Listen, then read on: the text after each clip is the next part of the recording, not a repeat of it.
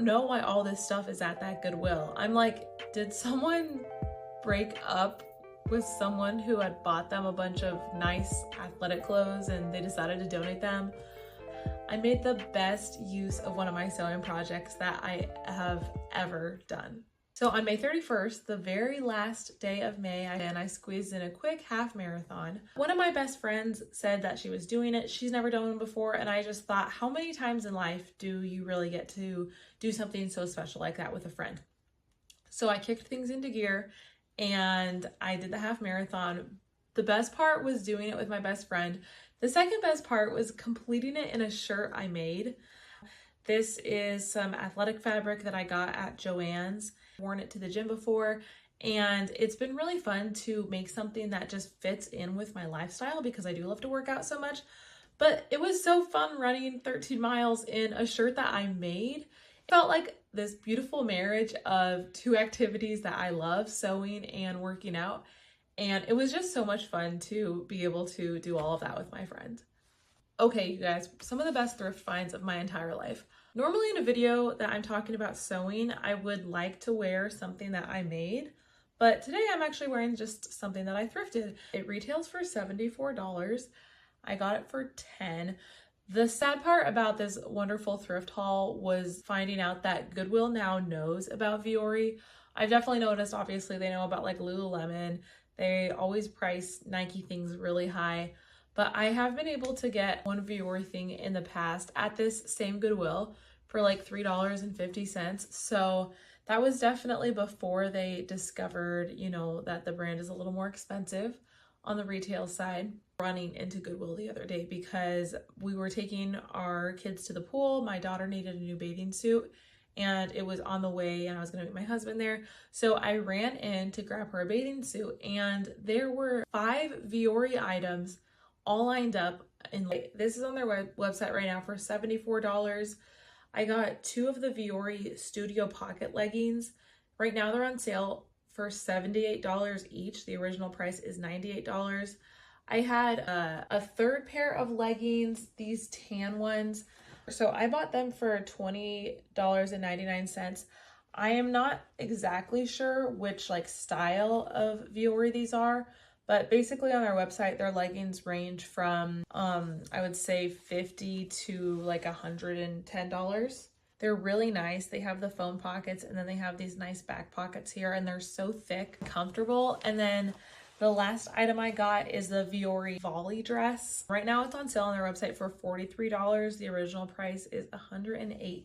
And a lot of my workout clothes are really, really old, even though it's something that I do try to do daily. I think I walked out of there spending like $100, a little over $100, which at Goodwill, that felt crazy. One other cute thing I thrifted, this was actually, I think this was at a consignment store.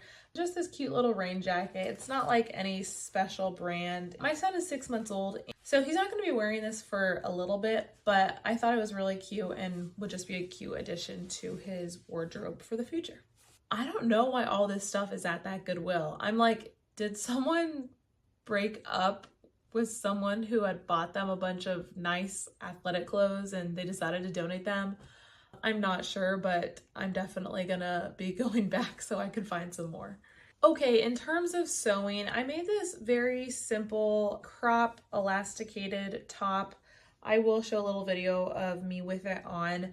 I just followed along with this video from the Essentials Club. She makes really easy to follow tutorials. And so if you're a beginner sewer, this is definitely a good place to start.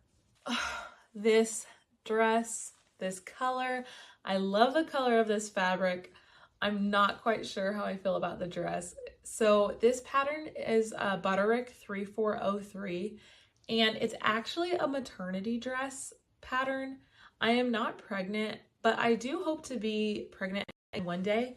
And so I made this with some adjustments, hoping that it would fit me now and then in the future. I actually sewed it up in the wrong size regardless of if I were pregnant or not. I think I went too large, which is really unfortunate because I love the color of this fabric and I want to be able to get a lot of wear out of this.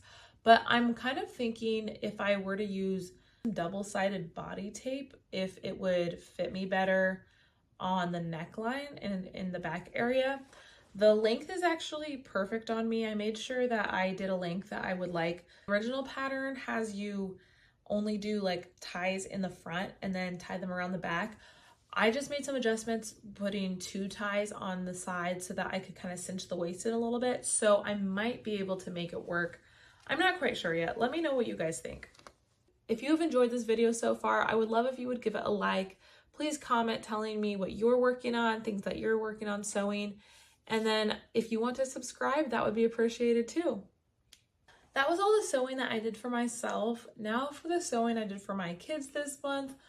Look at this adorable shirt from a pattern, McCall's 2371.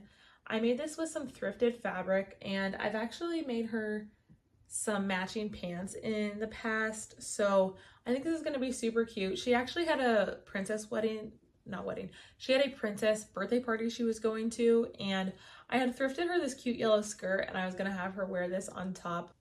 Oh wait, I forgot. I also made this for myself. It's inside out now, but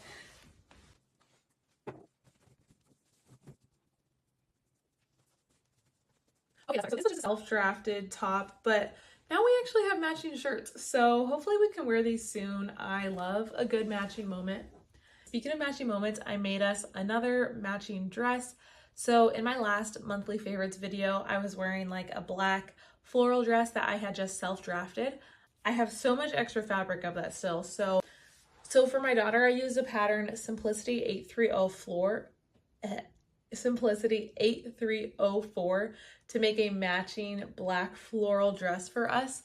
And it turned out so cute. I just love that, like, I can use the same fabric so that we can match, except mine, you know, I obviously cut mine a little lower and is a lot more form-fitting. And then hers, I just chose like a looser pattern that of course covers up a lot more.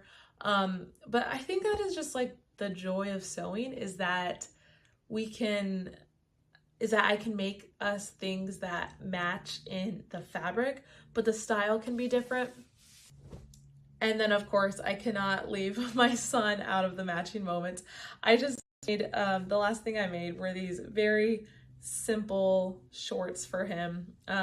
This is just a thrifted stretch fabric, a jersey knit, and oh, they're very stained there. He's starting to eat solids. So my kids are gonna be so annoyed with me when they realize that I dress us all in matching clothes. Okay, favorite creator of the month. My favorite creator of the month is actually not even someone who sews, at least not that I know of. Her name on Instagram is Fond Los Angeles, F-O-N-D, and she shares these great fashion tips, but she does so much more than just trying clothes on and saying, hey, here's a trending style, you should buy this. She will compare brands by price point and by quality, but she actually breaks down the quality. Like, sometimes do you ever see a shirt that looks the same from one brand, but you can't really put your finger on why one of them looks better and the other one is just like falling short, but you're not exactly sure why? She will zoom in and describe to you how the collar looks on something from Ralph Lauren versus how it looks on something from Quince, and why the price point actually makes a difference. Sometimes she points out that the more affordable clothing item is actually one that looks better because it looks like they have better seams or a more structured collar. I don't know. I can't try or pretend to reiterate all of the amazing things that she says, but it has really helped me. When you're sewing in the moment, just doing like a little bit of a cheat might feel like the best thing to do because you just want to get your project done. You really want to wear it that night or the next day. But what I've learned and what her video emphasizes for me is that those cheats turn into things that the eye can see. I might think that the smart thing to do is to, I don't know, like not iron my seams, I know, or not exactly measure where my button placement is. But by skipping those steps, I am actually just ending up with a project that is just going to look a little off. and I want my clothes that I make to be something that I'm really proud of. So all of that to say, her videos are very informative and helpful. Normally at this point, I would talk about my sewing plans for the next month, but I honestly don't know if I'm going to be able to get much, if anything, made this coming month. My brother is getting married in Las Vegas in 10 days now, which is so exciting, but we live here in the Midwest in Iowa, and so we're going to go to Vegas and then go out to California to visit some family, so we'll be gone for a couple weeks, which means that I'm probably not going to get a lot of sewing done. This is what I really envy girls who knit and crochet, because those projects are so portable. I'm going to be one of those girls real soon. Someone left me the kindest, longest comment on my last video where I was asking how to knit or crochet, and it was so helpful. So thank you for leaving that comment. I definitely plan to make more videos reviewing my sewing projects, talking about sewing history. I just did a whole long sewing history detail about Hercules Mulligan from Hamilton, and that was so interesting to look into. He saved, at the time, General George Washington's life, not once but twice. So I gave like a whole history lowdown and also compared some of his lines in the musical Hamilton to, you know, who he actually was in real life. So if you guys want to watch that video, go check it out.